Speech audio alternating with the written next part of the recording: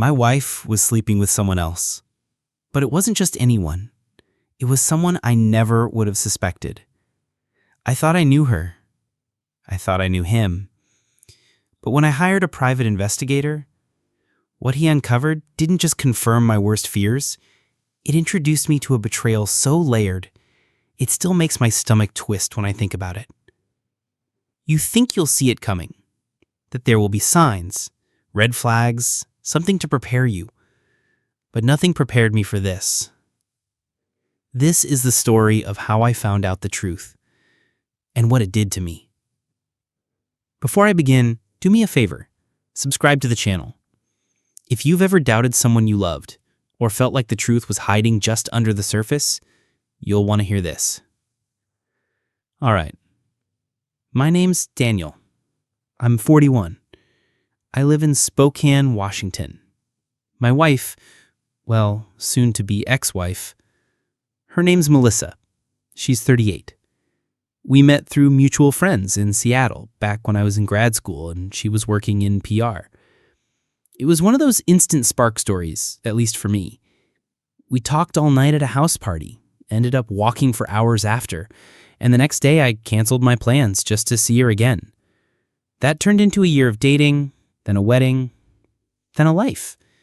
We've been married for almost 13 years. No kids, just the two of us and a dog we rescued named Milo. I always thought we were solid. We had our ups and downs, sure. What couple doesn't? But nothing serious. Nothing that felt dangerous. I work in IT, mostly remote. She's in corporate communications. And her company went hybrid after the pandemic, so she started going into the office a few times a week. That's when things started to shift. Subtly at first. Little changes. Melissa had always been affectionate, touchy, sweet, always texting me random things during the day. But over the last 6 months, she pulled back. No more morning kisses unless I initiated. Fewer texts, more late nights at the office. She used to share everything with me. Funny coworker stories, office gossip, even silly frustrations. But now, when I asked about her day, I'd get vague answers like, it was fine, or nothing new. One night I asked if everything was okay between us. She looked surprised and said, yeah, of course. Why? I didn't want to push. Maybe it was work stress. Maybe I was being paranoid. But the gut feeling didn't go away. It actually got worse. The biggest shift came when she started sleeping with her phone under her pillow. Melissa was never secretive about her phone. It would sit on the coffee table, unlocked. But now, it was face down. Always locked. Notifications silenced. I tried to ignore it. I didn't want to be that guy, the insecure husband creeping around. I hated the thought. But one night she was in the shower and I walked past the bathroom counter. Her phone lit up. A name I didn't recognize. Cameron. Just the name and a heart emoji. I didn't look at the message. I couldn't. I didn't want to catch myself crossing that line. But something in me cracked. I didn't say anything that night. Or the next. But I started paying attention. She had networking drinks more often now. Wore a little more makeup on certain days. Started hitting the gym again after a long break. Always saying, just trying to feel good again. I wanted to believe her. But I couldn't. So I did something I never thought I'd do. I looked up private investigators in the area. Found one with solid reviews. His name was Dean, ex-law enforcement. Said he handled domestic surveillance with discretion. I emailed him. He responded fast. We met 2 days later at a quiet coffee shop. I felt sick the whole time, like I was about to confess to something shameful. I slid a picture of Melissa across the table. Gave her routine, the names of people she worked with, her car, the address of her office. Dean nodded, took notes, asked a few questions. You want me to follow her? He asked. I nodded. And if she's clean, he added. Then I'll be relieved, honestly. I just want to know.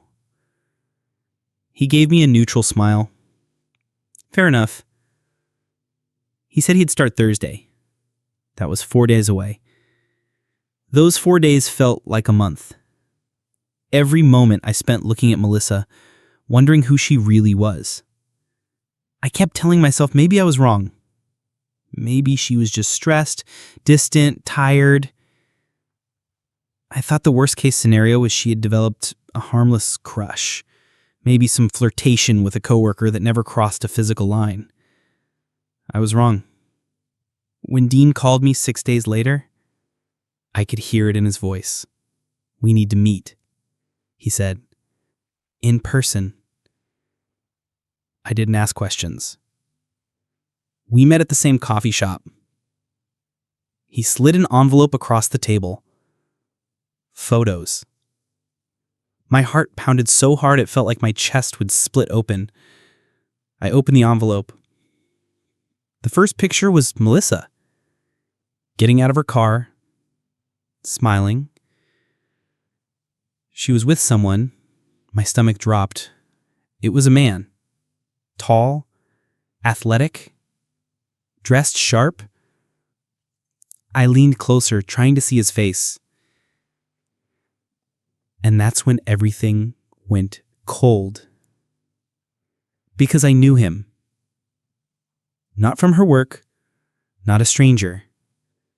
It was my friend. My oldest friend. My best man. At our wedding. Ryan. Ryan. I couldn't stop staring at the photo. Melissa had her hand on his chest, and he was leaning in close, that smug smile on his face like he didn't have a damn care in the world.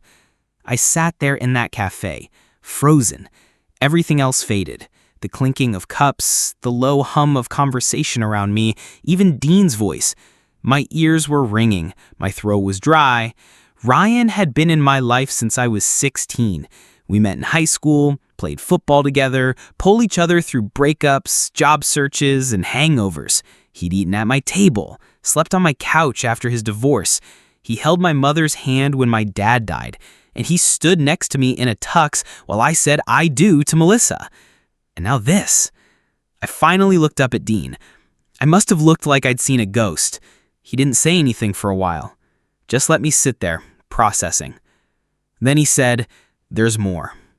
I didn't want to hear it, but I nodded. He pulled out a second envelope. This one had timestamps, locations, hotel bookings, receipts, photos of them going into the same building minutes apart. Her car parked behind his at a place that wasn't even close to her work. They'd been meeting for at least 3 weeks, maybe longer. Dean had only been watching her for a few days.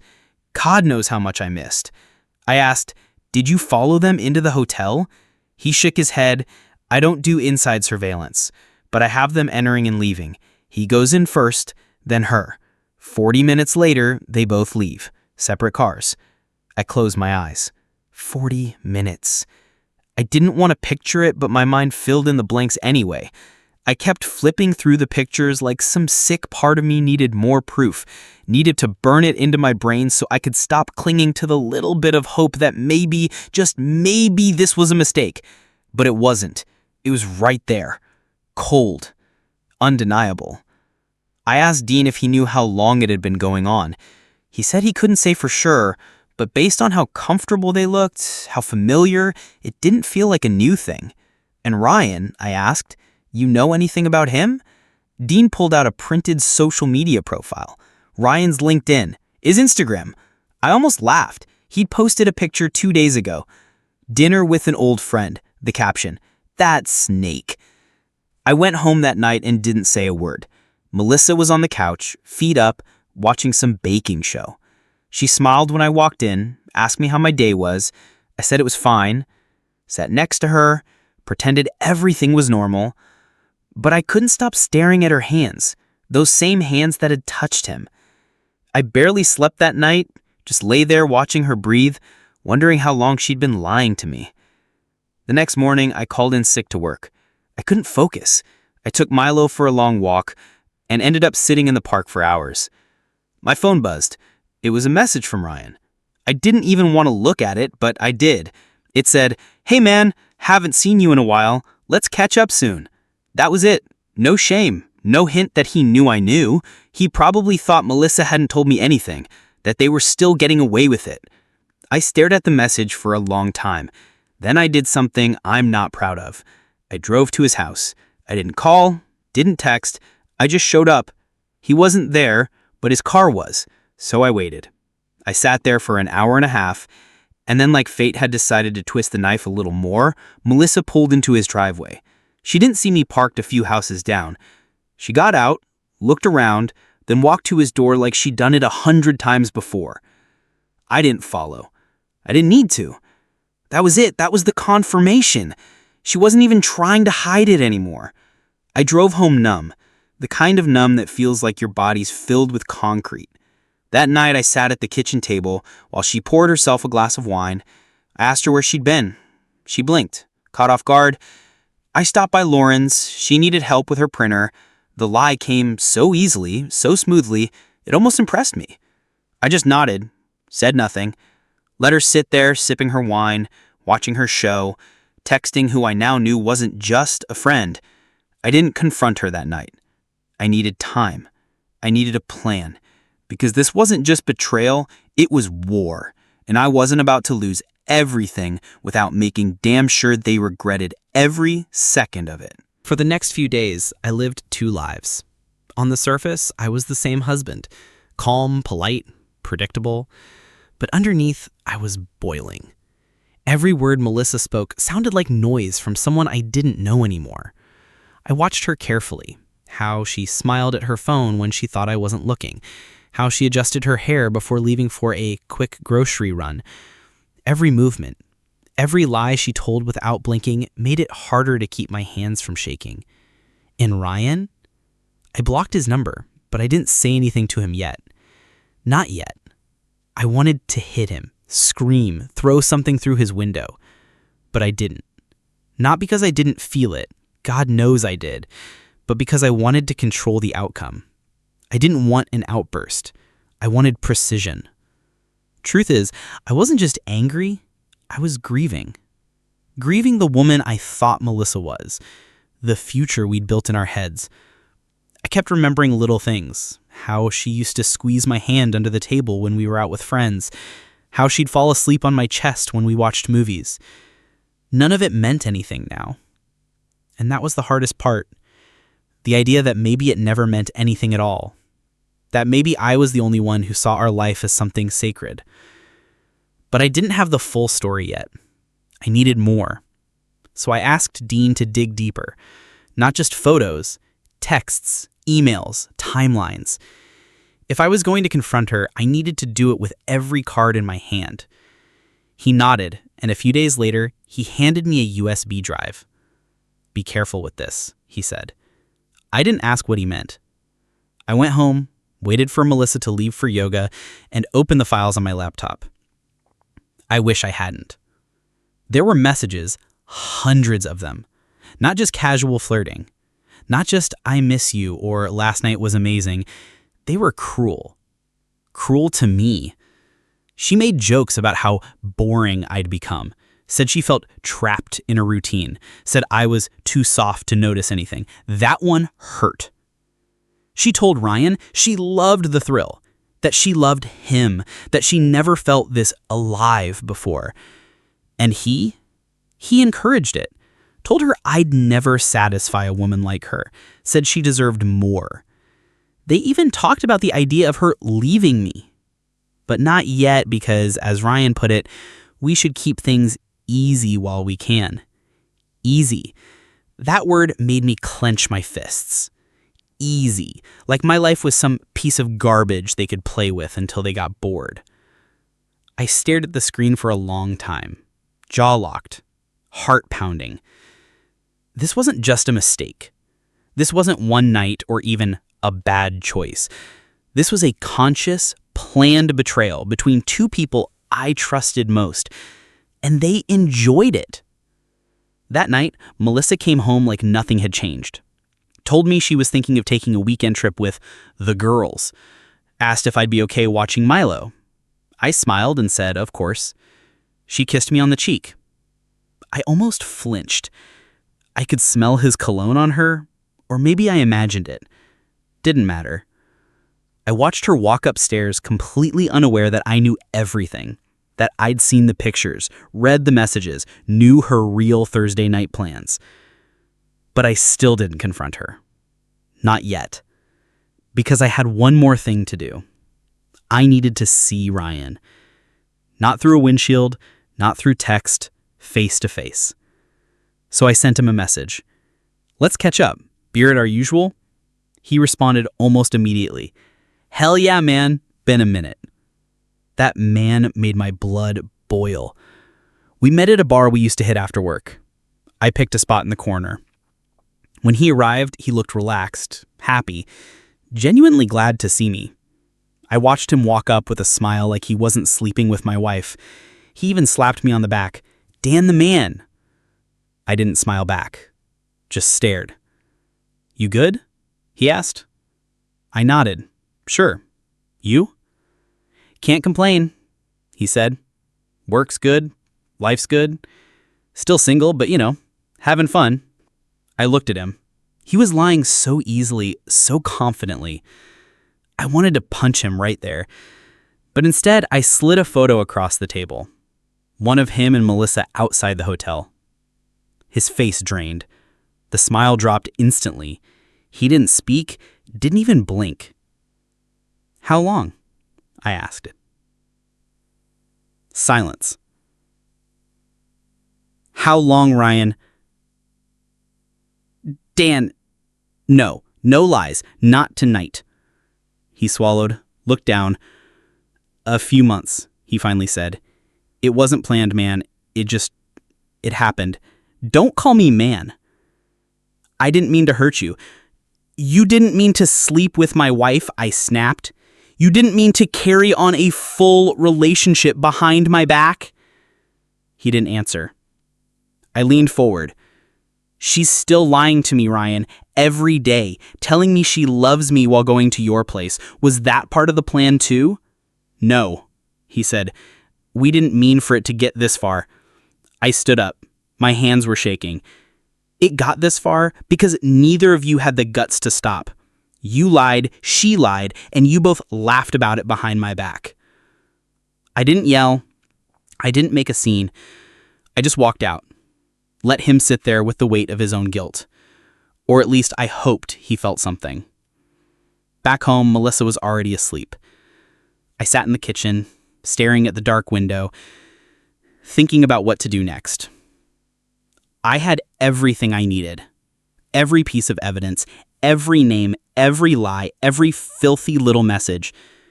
The question wasn't if I'd confront her. It was how.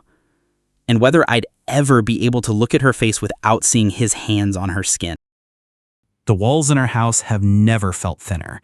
Every footstep, every door hinge, every clink of a glass from the kitchen echoed like a threat. I couldn't sit still. Kept walking circles around the living room, checking the clock, checking the driveway, listening for the sound of her car. I'd rehearsed what I'd say 100 times, but now that the moment was close, everything felt wrong in my mouth. Melissa was due back any minute. She thought she was coming home to a normal evening. Maybe she'd planned to shower, change, reply to Ryan with some empty joke about me. Instead, I was waiting for her with every secret laid bare on the table. When I heard the garage door open, something inside me stilled. Not calmed, just settled, like the final click of a lock. She walked in, keys in hand, purse on her shoulder, and gave me that familiar look. Half smile, half distracted. Hey, she said, setting her things down. You're home early. I didn't answer. She looked at me again, more carefully this time. Everything okay? Sit down. I said it plain. Not cold, not angry, just steady. She froze. Her eyes flicked to the dining table where my laptop sat open. I saw her register the USB next to it. Her body stiffened, just slightly, but enough. She walked slowly over and sat down across from me, like someone approaching a ticking bomb. I waited until she met my eyes. Then I said it. How long have you been sleeping with Ryan? There was no out, no wiggle room. I watched the blood drain from her face. Her lips parted like she wanted to deny it, but no words came. Just silence. That silence was everything. I could see her mind racing, trying to calculate what I knew, how I knew it, if there was still a way out. "Don't lie," I added. "It's all here." I turned the screen toward her. One photo. That's all it took. Her with him outside the hotel, her hand on his chest. She covered her mouth with both hands like it would stop the truth from spilling out, but the truth was already everywhere. "I didn't want this," she whispered. "I don't even know how it started." "You knew exactly how it started," I said. "You chose it. Again and again." She tried to explain, said she'd felt disconnected, said I didn't notice her anymore, that Ryan had said the things I didn't, that it felt exciting. "It wasn't supposed to be serious," she said. "It just got out of control." I couldn't believe what I was hearing. Not because she cheated, but because of how easily she minimized it, like it was some impulse she couldn't resist, like it was weather. "You brought him into this house," I said. "You let him smile at me while you were sleeping with him." Her eyes filled with tears. "I hated lying to you. But you didn't stop." That shut her up. She looked down at her hands, twisting her ring around her finger. "Do you love him?" I asked. She didn't answer right away, just stared at the table like the question itself made her sick. Finally, she said, "I don't know." I believed her, and somehow that made it worse. If she'd looked me in the eye and said yes, maybe I'd at least understand what she threw all this away for. But this? It wasn't love. It was carelessness. It was a void she tried to fill with the familiar body and some shared history. "I don't think I can stay in this house with you. I packed a bag. I'll be at Alex's for a while." Her voice cracked. "Are you leaving for good?" "I don't know yet. But if I do, you'll know why." She tried to reach for my hand. I pulled it away. I stood, picked up the bag I'd placed by the door hours earlier, and walked out without looking back. The driveway was empty. Quiet. The air felt sharp, like it had just rained, even though the ground was dry. As I drove to my brother's place, I kept glancing at the passenger seat out of habit, expecting to see Milo curled up there like always. But he wasn't with me this time. Nothing was. The only thing I carried now was the stack of broken promises and the realization that the woman I loved, really loved, hadn't just betrayed me. She'd erased me. Slowly, until there was nothing left but her guilt and my silence. I moved into Alex's spare room the same night I left. It smelled like paint and old baseball gear, but it was quiet, and for the first time in weeks, no one was lying to me. Alex didn't ask questions. He just handed me a beer and sat with me on the porch while cicadas filled the silence. I told him everything eventually. Not all at once, just pieces. He took it in like a brother should. No judgment, no advice unless I asked. Just presence. The days passed strangely. I kept expecting something to happen, Melissa showing up, a fight, some dramatic apology. But there was nothing. No calls, no messages. I think she knew that words wouldn't fix it this time. Not after the PI, not after Ryan. I still saw Milo, though. I made sure of that. Picked him up a few times a week, took him for walks around the lake. He'd wag his tail and lick my hand like nothing had changed, and for a few minutes I could pretend the life I had before still existed. But it didn't. And I knew it. A week after I left, Melissa sent me an email. Not a text, not a call, just words on a screen. She said she understood why I left, said she was sorry, really sorry, and that she didn't expect forgiveness. That she'd ended it with Ryan, that she'd started therapy, that if I ever wanted to talk, she'd listen. I stared at that message for almost an hour before closing the laptop. I didn't reply. Not yet. I wasn't ready to be the person who could respond to something like that without fury or grief clouding everything. The PI had given me more than proof. He gave me clarity. And clarity hurts. Because once you see things for what they are, you can't go back. Melissa didn't just cheat. She dismantled years of trust and didn't even notice until it all collapsed. I spent the next month in a fog. Went to work, came home, slept badly. The betrayal sat in my chest like a second heartbeat. But slowly, things shifted. Not better, just quieter. I started running again, signed up for a weekend woodworking class, something I hadn't done in years. I even joined a support group, just once, just to see. Men sitting in a circle talking about infidelity like it was a wound you could dress with enough honesty. Some of them were angry, some numb. One guy said it took him 4 years to feel anything again. I didn't talk that night, just listened. But when I walked out, I felt a little less alone. 2 months after I moved out, I filed for divorce. I didn't tell Melissa in person. I sent the papers through my lawyer. She didn't contest, didn't ask for more time. She signed. That was the end of us. No big fights, no screaming in the driveway. Just a quiet death, filed and stamped by the county clerk. People think cheating ends with confrontation. It doesn't. It ends with paperwork and boxes of shared life split down the middle. It ends with seeing a shirt you forgot she bought you and wondering if you were wearing it the day she slept with him. But it also begins something else. I won't pretend I'm healed. I still wake up some mornings expecting her to be next to me. I still wonder what I missed, still catch myself drafting messages I never send. But I'm not drowning anymore. I'm swimming. Slowly, some days against the current, but I'm moving. I got a new apartment on the other side of town. Small, 1 bedroom, nothing fancy. But it's mine. My rules. My space. I hung photos on the walls. Me and Milo, me and Alex. A landscape shot I took up in Oregon during a trip I almost canceled. I look at that photo sometimes and remind myself, there's still beauty, still peace, even after everything, especially after everything. If you're reading this because you've been through it or you're going through it, I won't tell you it gets better overnight, but it does change. You change. And one day you'll wake up and realize that pain isn't running the show anymore. You are. That's when you know it's really over. Not the marriage, the hurt. That's the day you start again.